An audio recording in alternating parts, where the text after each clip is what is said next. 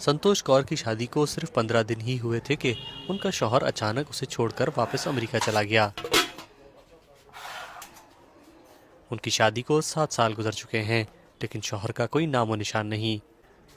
अब वो अपनी बूढ़ी माँ और 2 बहन भाइयों के साथ पंजाब के शहर लुधियाना में रहती हैं। संतोष को अपनी शादी की तकरीब याद है, जिसमें खानदान के तकरीबन 18 लाख भारतीय रुपए खर्च हुए, जिसमें जहेज भी शामिल है। ये रकम जमा करने के लिए उसके वालिदैन ने अपना घर गिरवी रख दिया था। संतोष कर्ज की अदायगी के लिए जद्दोजहद कर रही है। मुश्किल हालात की वजह से वो दिल के आर्जे में भी मुब्तला हो चुकी है।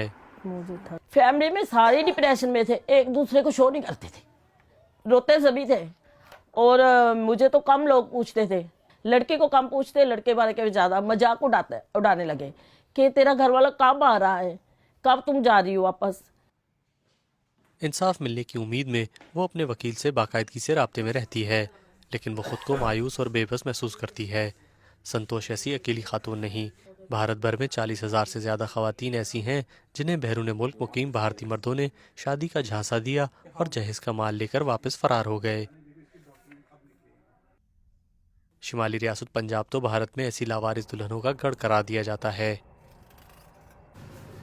सतविंदर कौर अब नहीं नामी एक सोशल वेलफेयर NGO चलाती हैं। ये इदारा ख़वातीन को कानूनी और माली मदद फराहम करता है। सन 2015 में सतविंदर का शौहर भी उसे शादी के फौरी बाद ही ऐसे ही छोड़कर भाग गया था। चलो फिर हम मंजीत नगर चलते हैं। आज सतविंदर अपनी टीम के साथ एक और मुतासरा खातून के घर का दौरा कर रही है। वो इस खातून का केस तैयार कर रही है। इब्तदाई मालूमात हासिल करने के बाद वो बाकायदा कानूनी कार्रवाई शुरू करेंगी।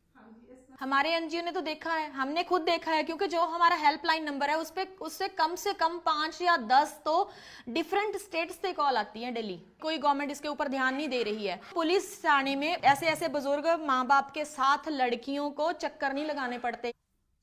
इस मसले के हल के लिए पंजाब हुकूमत ने अब नॉन रेजिडेंट इंडियंस यानी बैरून मुल्क मुकीम भारतीय शहरियों की जांच पड़ताल के लिए सूबाई सतह पर एक कमीशन कायम किया है।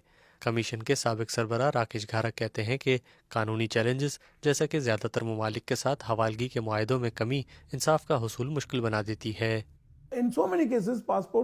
बहुत से वाक़यात में पासपोर्ट मनसूख और जब्त किए गए हैं। भारतीय हुकूमत और रियासती हुकूमतें बहुत से इक़दाम कर रही हैं, लेकिन अब तक की जाने वाली सभी तहकीकात नाकिसी साबित हुई हैं। लुधियाना की रिहायशी संतोष इंसाफ न मिलने पर काफ़ी ज़्यादा गम और गुस्से में हैं। वो एक गैर यकीनी कैफियत का शिकार हैं, जबकि वो माली नुकसान से भी नहीं निपट सकी हैं। अपनी इस हालत ज़ार को ये ख़वातीन हुकूमत की बेहिसी करार देती हैं।